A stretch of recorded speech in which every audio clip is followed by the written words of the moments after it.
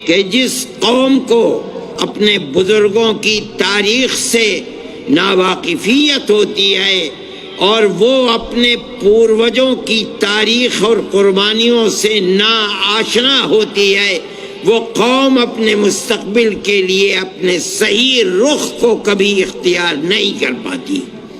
آپ کو سمجھنا چاہیے کہ بزرگوں نے دیا کیا ہے۔ میں کہتا ہوں کہ ملک آزاد ہوا، لیکن ملک آزادی کے ساتھ تقسیم بھی ہو گیا۔ آزادی جیسے جیسے جمعیت علماء ہند کے اکابر کو نظر آتی تھی کہ ملک آزادی کی طرف چل رہا ہے، مفتی کفایت اللہ صاحب، مولانا مدنی، مولانا ابوالکلام آزاد، مولانا حفظ الرحمان سوہاروی برابر مہاتما گاندھی سے، موتی لال نہرو سے، جواہر لال نہرو سے برابر یہ وعدہ لیتے چلتے تھے کہ ہمیں بتاؤ کہ ملک آزاد ہوگا تو ملک کا دستور کیا بنے گا؟ کیا ملک ہندو راشٹر بنے گا یا ملک کا دستور سیکولر دستور بنے گا؟ اور تجاویز موجود ہیں۔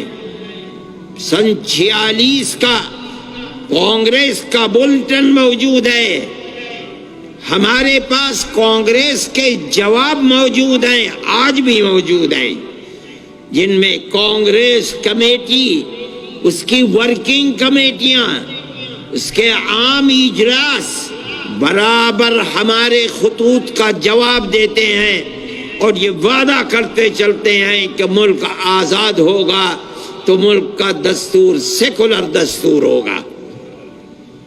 اب ملک آزاد ہوا، بدقسمتی سے آزادی کے بعد ملک تقسیم ہو گیا اور ایک جماعت نے اسلام کے نام کے اوپر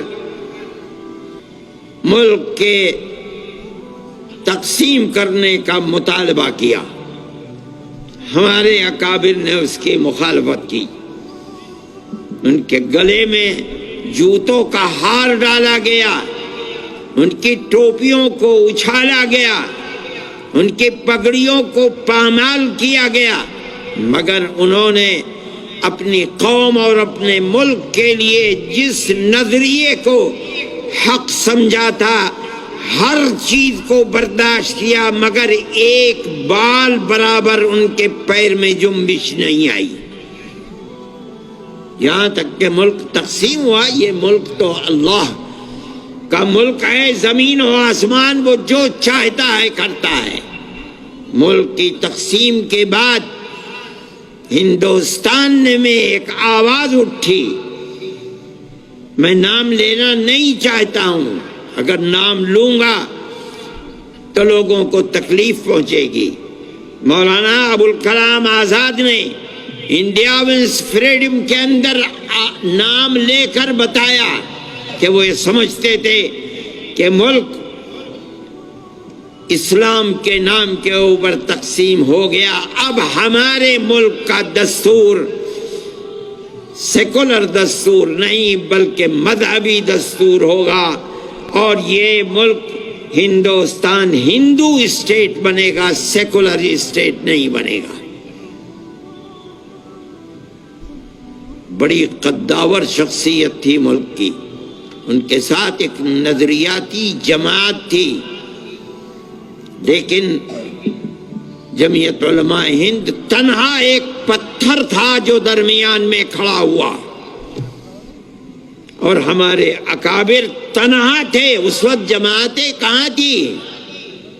آج تو آدمی اپنی جیب میں جماعت لیے پھرتا ہے، صبح کو جماعتیں بنتی ہیں، شام کو ٹوٹتی ہیں۔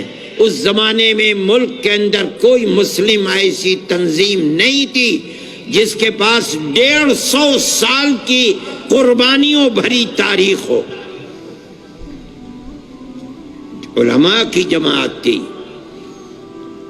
1803 میں شاہ عبد العزیز صاحب محدث دہلوی نے جس دن انگریز نے ایسٹ انڈیا کمپنی نے اعلان کیا تھا کہ آج ملک خدا کا ہے، خلق خدا کی ہے، حکومت اور ملک بادشاہ سلامت کا ہے، لیکن آج سے ملک کے اندر حکم ایسٹ انڈیا کمپنی کا ہے، اس دن شاہ عبد العزیز صاحب محدث دہلوی نے اعلان کیا تھا کہ آج ہمارا ملک غلام ہو گیا، اس کی آزادی کے لیے جہاد کرنا ہر مسلمان کا فرض ہے۔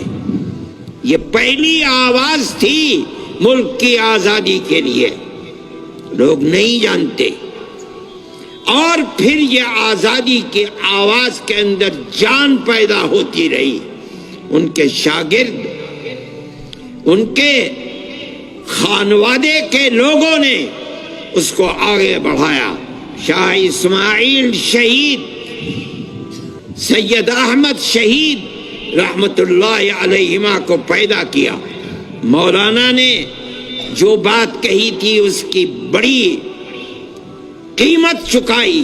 مولانا کو زہر دیا گیا، مولانا کے جسم میں سفید داغ پڑ گئے، مولانا کی جائیداد کو قرق کر لیا گیا، ان کے مدرسے کو دفن کر دیا گیا۔ یہ تمام کچھ ہوا، لیکن وہ مرد مومن تھا، سب کچھ اس نے برداشت کیا، لیکن اس کے پیر میں جنبش نہیں آئی۔ وہ چلے گئے دنیا سے 1824 میں، اور ان دو ان کے پیدا کیے ہوئے لوگوں نے اٹھایا اس کردار کو، اور یہاں تک کہ سن 31 کے اندر وہ بھی بالا کوٹ کے میدان میں شہید ہو گئے۔